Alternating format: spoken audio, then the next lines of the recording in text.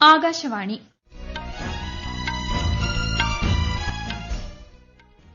നമസ്കാരം. വാർത്തകൾ വായിക്കുന്നത് കൃഷ്ണ.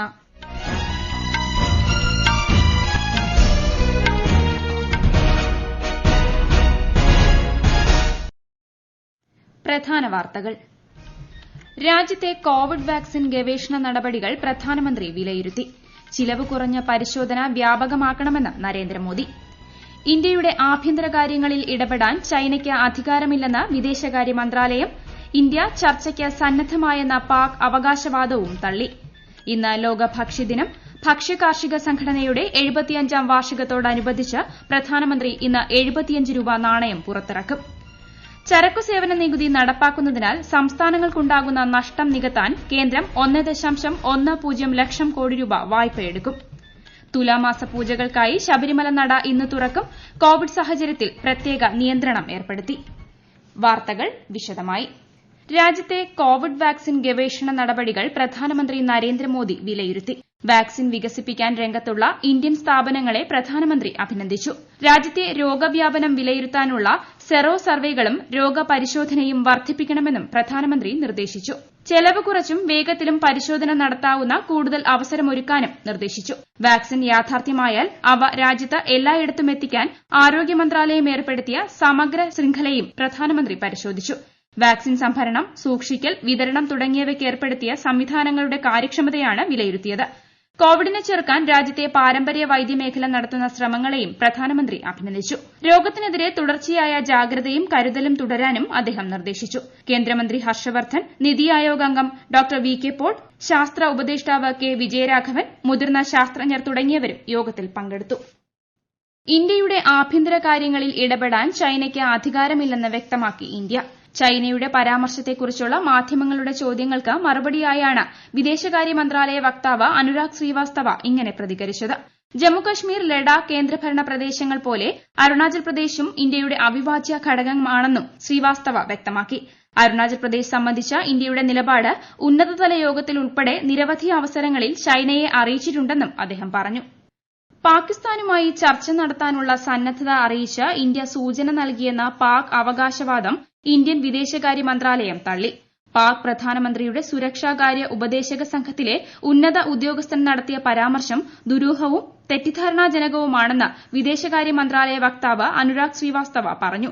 ഇന്ത്യൻ മാധ്യമത്തിന് നൽകിയ അഭിമുഖത്തിലെ പരാമർശം ആഭ്യന്തര പരാജയം മറച്ചുവെച്ച് തലക്കെട്ടുകളിൽ ഇടം പിടിക്കാനുള്ള പാക് നീക്കമാണെന്നും അദ്ദേഹം ചൂണ്ടിക്കാട്ടി. ഇന്ന് ലോക ഭക്ഷ്യദിനം.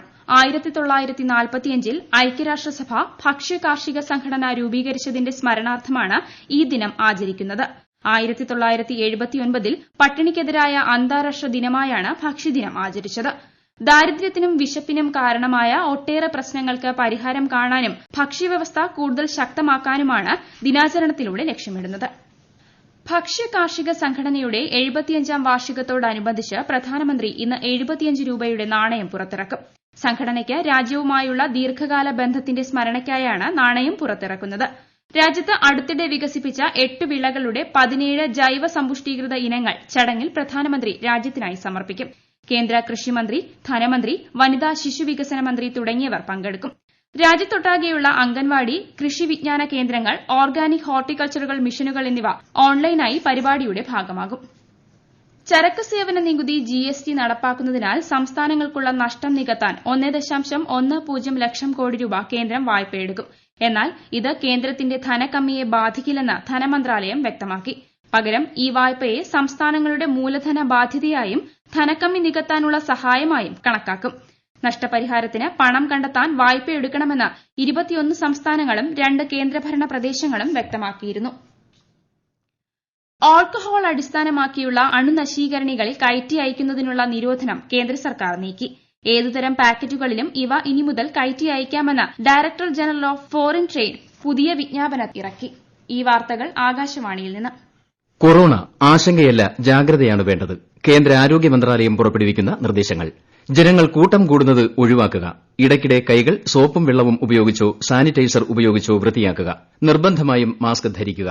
പനിയോ ചുമയോ ശ്വാസതടസ്സമോ തുടരുന്ന സാഹചര്യത്തിൽ വൈദ്യസഹായം തേടുക. കൊറോണയെ സംബന്ധിച്ച വിവരങ്ങൾക്ക് ആരോഗ്യ മന്ത്രാലയത്തിന്റെ 1075ലും ദിശയുടെ 1056ലും ബന്ധപ്പെടാം. ലോകത്ത് ഇതുവരെ കോവിഡ് സ്ഥിരീകരിച്ചവരുടെ എണ്ണം 3,91,00,000 കടന്നു. ഇതിൽ 2,93,00,000-ലധികം പേർ രോഗമുക്തരായി. മരണസംഖ്യ 11 ലക്ഷം പിന്നിട്ടു. 86 ലക്ഷത്തിലധികം പേരാണ് നിലവിൽ ചികിത്സയിലുള്ളത്. രാജ്യത്ത് കോവിഡ് മുക്തരായവരുടെ എണ്ണം 63,83,000 കടന്നു. 87.36% നിലവിലെ രോഗമുക്തി നിരക്ക്. മരണനിരക്ക് 1.52%. ഇതുവരെ 1,11,000-ലധികം പേരാണ് രാജ്യത്ത് കോവിഡ് ബാധിച്ചു മരിച്ചത്. 8,12,000-ലധികം പേർ ചികിത്സയിലുണ്ട്. കേരളത്തിൽ ഇന്നലെ 7,789 പേർക്കാണ് കോവിഡ് ബാധ സ്ഥിരീകരിച്ചത്. 6,486 പേർക്ക് സമ്പർക്കത്തിലൂടെയാണ് രോഗബാധ. 1,049 പേരുടെ സമ്പർക്ക ഉറവിടം വ്യക്തമല്ല.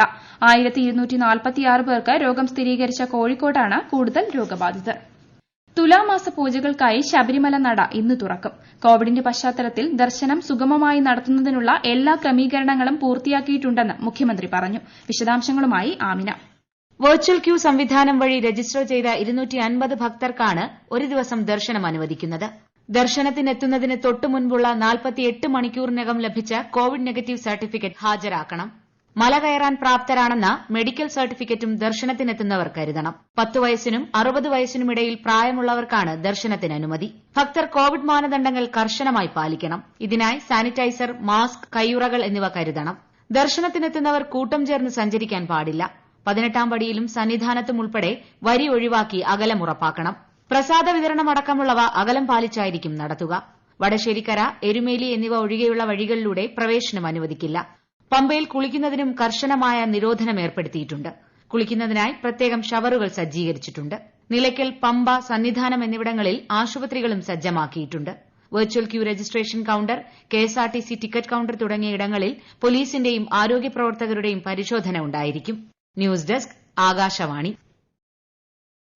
റഷ്യൻ പ്രതിപക്ഷ നേതാവ് അലക്സി നാവൽനിക്കുമേൽ വിഷപ്രയോഗം നടത്തിയതുമായി ബന്ധപ്പെട്ട് 6 റഷ്യൻ ഉദ്യോഗസ്ഥർക്കും ഒരു സ്ഥാപനത്തിനും യൂറോപ്യൻ യൂണിയൻ ഉപരോധം ഏർപ്പെടുത്തി. റഷ്യൻ പ്രസിഡന്റിന്റെ ഓഫീസിലെ ഉന്നതനടക്കമുള്ളവർക്കെതിരെയാണ് നടപടി. സമാന നീക്കമുണ്ടാകുമെന്ന് റഷ്യൻ വിദേശകാര്യമന്ത്രി മുന്നറിയിപ്പ് നൽകിയതിന് പിന്നാലെയാണ് യൂറോപ്യൻ യൂണിയൻ നടപടി. ദേശീയ മെഡിക്കൽ പ്രവേശന പരീക്ഷയായ നീറ്റിന്റെ ഫലം ഇന്ന് പ്രസിദ്ധീകരിക്കും. വെബ്സൈറ്റിൽ നിന്നും ഫലമറിയാം. ഐപിഎൽ ക്രിക്കറ്റിൽ ബംഗളൂരു റോയൽ ചലഞ്ചേഴ്സിനെതിരെ കിങ്സ് 11 പഞ്ചാബിന് അവസാന പന്തിൽ നാടകീയ ജയം. 8 വിക്കറ്റിനാണ് പഞ്ചാബിന്റെ ജയം. ടോസ് നേടി ബാറ്റിംഗ് തെരഞ്ഞെടുത്ത ബംഗളൂരു 20 ഓവറിൽ 6 വിക്കറ്റിന് 171 റൺസ് നേടി. മറുപടി ബാറ്റിംഗിനിറങ്ങിയ പഞ്ചാബിന് 20ാം ഓവറിൽ 2 റൺസ് വേണ്ടിയിരുന്നിടത്ത് 5ാം പന്തിൽ ഗെയിലിനെ നഷ്ടമായി. എന്നാൽ അവസാന ഓവറിൽ നേരിട്ട ആദ്യ പന്ത് നിക്കോളസ് പുരാൻ സിക്സറാക്കിയതോടെ പഞ്ചാബിന് നാടകീയ ജയം സ്വന്തമായി. ഇന്ന് അബുദാബിയിൽ നടക്കുന്ന മത്സരത്തിൽ കൊൽക്കത്ത നൈറ്റ് റൈഡേഴ്സ് മുംബൈ ഇന്ത്യൻസിനെ നേരിടും. പ്രമുഖ ഇന്ത്യൻ ബാഡ്മിന്റൺ താരം Kidambi Srikanth Denmark Open quarter ഫൈനലിൽ കടന്നു. ഇന്നലെ രാത്രി നടന്ന വാശിയേറിയ മത്സരത്തിൽ കനേഡിയൻ താരം ജാസൻ ആന്റണി ഹോഷ്യൂവിനെ പരാജയപ്പെടുത്തി. ഇന്ത്യയിലേക്ക് ആദ്യമായി ഓസ്കാർ പുരസ്കാരം കൊണ്ടുവന്ന വസ്ത്രാലങ്കാര വിദഗ്ധ ഭാനു അത്തയ്യ അന്തരിച്ചു. 91 വയസ്സായിരുന്നു. റിച്ചാർഡ് ആറ്റൻബറോ സംവിധാനം ചെയ്ത് 1983 റിലീസ് ചെയ്ത ഗാന്ധി എന്ന ചിത്രത്തിലെ വസ്ത്രാലങ്കാരത്തിനാണ് ഭാനു അത്തയ്യയ്ക്ക് ഓസ്കാർ പുരസ്കാരം ലഭിച്ചത്.